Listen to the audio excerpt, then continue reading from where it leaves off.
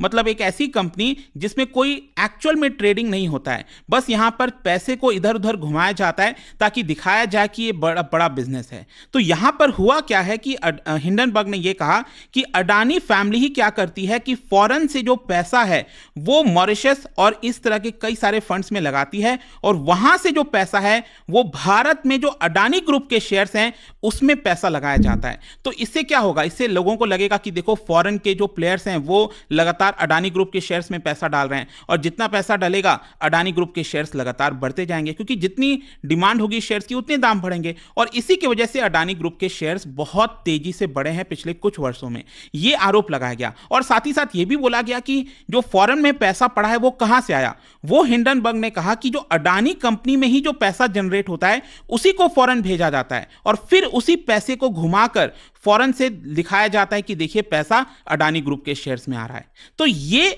बड़ा आरोप लगाया था 1.5 साल पहले। अब इस समय हुआ क्या है, यहां पर यह बोला गया है कि जो सेबी की चेयरपर्सन खुद मधाबी पुरी बुच, उनका ही एक तरह से ऑफशोर जो फंड्स है वो इसी ग्रुप से रिलेटेड है। मतलब कि यहां से मॉरिशस से जो पैसा वगैरह अडानी का ही अपना जा रहा था अडानी के शेयर्स में, उसमें मुधाबी पुरी बुच का भी जो शेयर्स है, जो पैसा है वो यहां पर लगा हुआ है। तो ये आरोप बेसिक